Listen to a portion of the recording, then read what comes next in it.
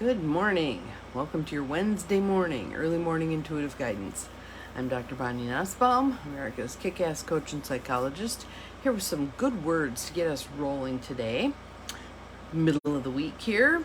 And today we don't have a card deck, we actually have a book. Outrageous Openness by Tosha Silver, Letting the Divine Take the Lead.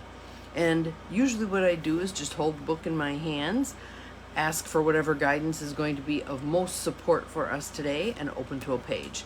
And I'm thinking this is going to be quite relevant for a lot of us. The chapter is called The Bliss of No. The Bliss of No. So let's just take a couple of nice deep breaths and settle in. In through the nose, out through the mouth. In through the nose,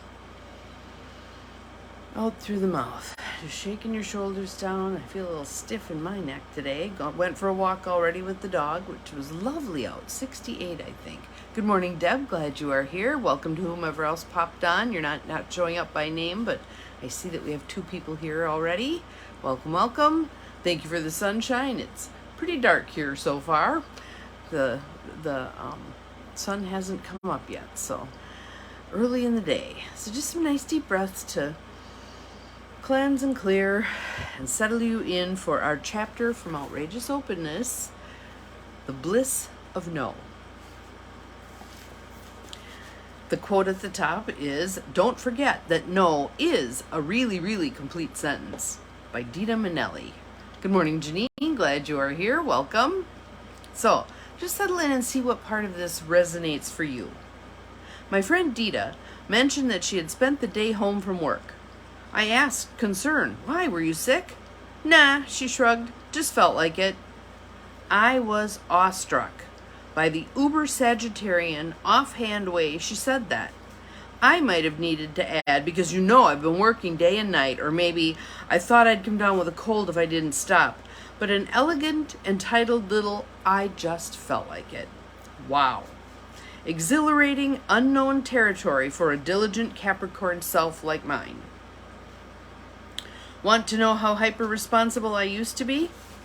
Have you ever gotten those pages of awful address labels that charities send you covered with flags or teddy bears or chirping birds?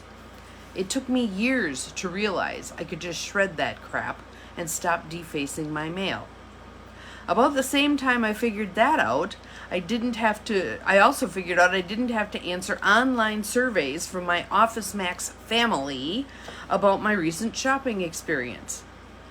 And that I saw in a lightning bolt of visionary awareness I could say goodbye when a certain wingnut relative went on a rabid homophobic rant or two. I think I was 40. And every day it gets easier. Sometimes saying no at the right time just makes more and more space for the supreme pleasure of saying yes. So I'm going to read that sentence again and then we'll proceed because it's so powerful. Sometimes saying no at the right time just makes more and more space for the supreme pleasure of saying yes. I gave a reading to a well-known novelist named Bryn. She confessed that her Oakland apartment was so crammed with piles of unanswered fan mail she could hardly move. The overflowing bags, some 8 or 9 years old, mocked and tortured her. As a dutiful Virgo, she figured if people had gone through the trouble of writing, they deserved a response. But after wrestling all day with one manuscript or another, the last thing she wanted to do was more work. I thought mail turning her home into an obstacle course was awfully symbolic. When I suggested that she just bless the letters and burn them all, Bryn nearly wept with happiness. She had wanted this all along. Bryn wrote to say that after she released the mail, her whole life had opened like a sunflower. Her books were her offering. They were enough. So, how do you feel like you do on saying no? Picking and choosing what are the things that are truly in your highest and best good to say yes to, and letting go of the rest. Letting go of the rest. Not feeling obligated. That was a word that kept coming up over and over and over when I taught my 10-week Clearing Your Clutter, Lightening Your Load class. Obligation. I have to keep this out of obligation. Let's take a look at obligation today, shall we? To me, an obligation is not something that can be put on you by another person. We choose when we're looking at something through obligatory eyes. We're the ones who make that an obligation. Someone else can say to us, say it's Great Aunt Minnie, and she hands us this god-awful vase, and she says, I expect you to take care of this family treasure. You still have choice there. You can decide to say, okay, I'm taking this on, either because you want to or because you're doing that obligation thing, or you can say, thank you so much for thinking of me, but I don't really have room for it. Let's talk about who else might be blessed with this treasure in the family. Now, what are we most worried about there? We're worried about offending Great Aunt Minnie, aren't we? Is it your responsibility to manage and take care of Great Aunt Minnie's feelings? I'm hoping the word that flew out of your mouth there was no. It is not your job to take care of Great Aunt Minnie's feelings, all right? So I want you to, and by now you probably have a backlog of flotsam and jetsam that really isn't stuff you want. I mean, we had people on the, there were 33 people who were doing the Lightening Your Load class when I offered it the last time. And there were many people who had their own set of china from their wedding, their mother's set of china, their sister's, set of china. Good morning, Rebecca. Glad you are here. How many sets of china do you need? Better question. How many sets of china do you want? One at the most is sufficient. I do have a friend who loves setting a beautiful table, and she has multiple sets of china. Rock on, more power to you, right? But those of us who are holding on to set of chinas, Deb says she needs to get into that class next time. Yep, we'll have to see when it lets me know it's time to offer it again. Holding on to 4 or 5, however many sets of china, and then there's the silverware and the goblets and all of the stuff, curio cabinets, china cabinets, stuff that most people don't want anymore. Try to get rid of a china cabinet now. People of a certain age, the younger crowd, they don't want it. They do not want it, okay? So if you're saving up all this stuff for your children, here's a good thing to do. Call them, ask them. I've been saving great-grandma's china and the silverware and all that stuff for you. Are you going to want it at any point? If you have to hold the phone away from your ear because they're screaming no at you, see if you can bless it on its way to someone else who really, truly will appreciate it. Like my friend who has multiple sets and loves setting a beautiful table. There are still people out there like that.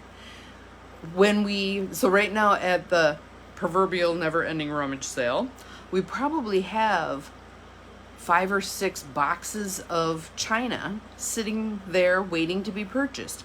And periodically, like last time, there was this dark green set that had this white braid around the edge, and they were kind of cool. There's no way in hell I was putting that heavy box in my house, but someone bought them and was very happy to get them. Fabulous, fabulous. You don't have to hang on to that stuff. You don't have to hang on to it. So again, go back to the no. Where are you feeling caught in obligation? Where are you feeling caught in obligation? Well, I have to keep this because so-and-so gave it to me. Sometimes it's funny. I've had clients where we're working on the clutter issue, and I make them go back to the person who gave them this wedding bowl, a punch bowl. Let's say it's a punch bowl, 25 years ago, and say, would you feel bad if I passed this punch bowl on? And they go, punch bowl? What punch bowl? Well, you gave us a punch bowl for our wedding. Oh, did I? They don't even remember. Okay? So we're creating all of this obligation out of nowhere, and then we feel trapped and stuck and hemmed in by all this stuff. Let it go. Let it go. All right? You might need to go back to the Disney film and watch it. Let it go. What that does, just like at the end here where she said, Bryn wrote to say that after she released the mail, her whole life had opened like a sunflower. Her books were her offering, they were enough. So you decide, what is your offering? It is enough. It doesn't matter what anybody else thinks. It matters what you think, and you need to know that whatever it is you choose to offer the world, it is enough. And that you're doing the world a favor when you let go of all this flotsam and jetsam that you don't want, need, or have room for. All right? So, rules, and there's all these books on clearing clutter. Here's how you do it, blah, blah, blah.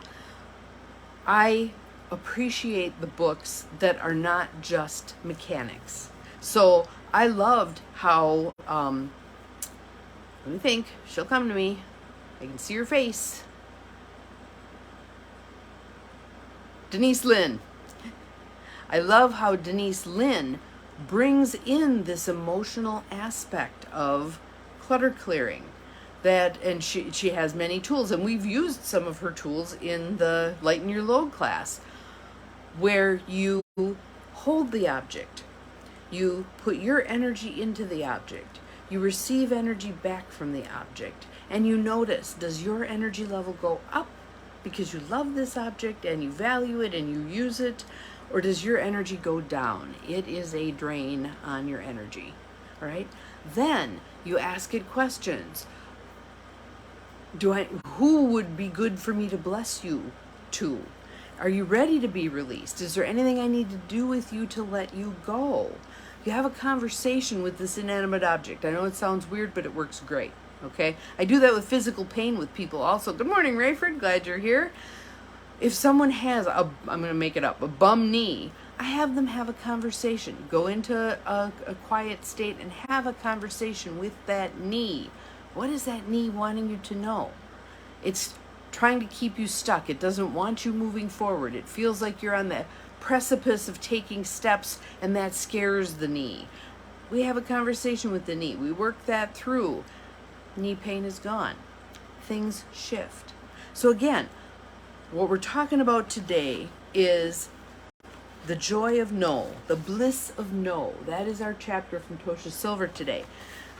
What I'm honing in on is that obligation thing, where we put ourselves into a trapped state by creating obligation where really there isn't any necessary, all right?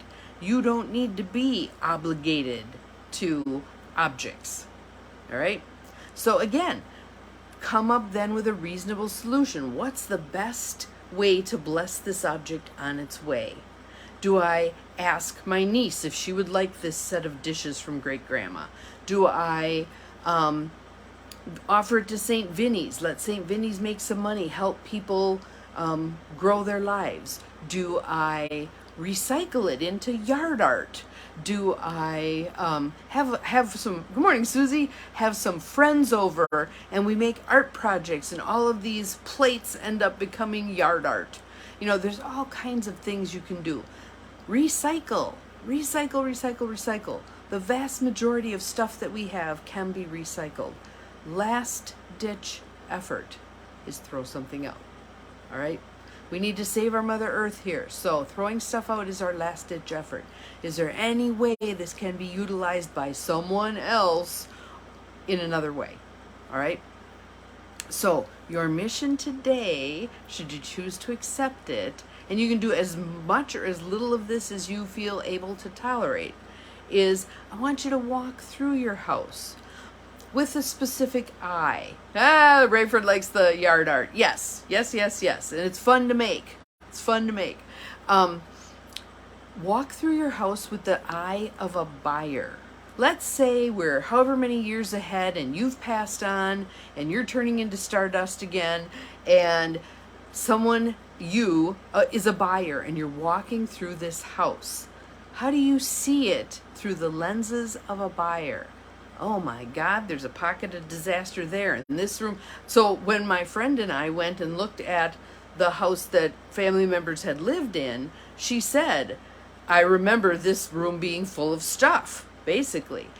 Now you're walking through as the potential buyer. What are you ready to let go of? What will that person, if you drop dead and your house stays the same and they're walking through, what are they going to want to throw out? What are they going to want to recycle? Let go of that stuff now. Start moving it out. Opening up space, freeing up energy. Good morning, Mel. Glad you are here. And Mel's a realtor. She can tell you, less stuff in the house. The less stuff in the house, the better, right? And it's freeing you up. This is giving you breathing space. This is telling the universe, I am ready for the new to come in, whatever that new is meant to be, all right? So I'm going to read that last little section again because it's so powerful, right? So she gets rid of bags and bags and bags of fan mail, 8 and 9 years old, goes and burns it. And she wrote to say that after she released the mail, her whole life had opened like a sunflower. Her books were her offering. They were enough. So whatever you're offering is enough. You do not have to keep all of this stuff. Let it go, all right? And if you're struggling with letting a particular thing go, so I'm just going to grab one here. Got a little rock on my desk that says live simply. How appropriate for today, right? If I hang on to this rock and I'm thinking, I could let this go. I really could no, I got to hang on to this. I want that part of me that's saying, no, I got to hang on to this, to tell me why. I'm going to be curious. Okay, why must I hang on to this? Well, my friend Bobby gave me this rock and I feel like I owe it to her to hang on to it. Okay, there it is, that obligatory stuff again. Nope, if I'm ready to release this rock, I can find somebody to bless it to, and I can tell them, if you wish to bless it to someone else, feel free. If someone wants to put it outside for someone else to find, or make it yard art, or whatever, feel free. All right? So that is your mission for today, to go through the house, to look at it through the buyer's eyes. What can be released? Release the stuff you feel able to release. If it starts to feel a little overwhelming, take a step back. Don't say, I'm going to clean the whole laundry room, and the laundry room is the proverbial dumping ground for everybody's crap. Start with something. I'm going to clean off the top of the dryer. Good start. Good start. When that's done, applaud yourself, pat yourself on the back, and go do something else. Go do something fun. And now I'll have a glass of tea. Perfect. All right? So your mission is some little thing. Start moving some stuff out. Maybe you go through the house with a bag that's just to pick up recycling, all right? Maybe your plastic containers in the cupboard are getting out of hand again and it's time to recycle a bunch of them. Whatever it is, I have great faith in you. You can do this. Remember, we are capable of far more than we think we are. And go.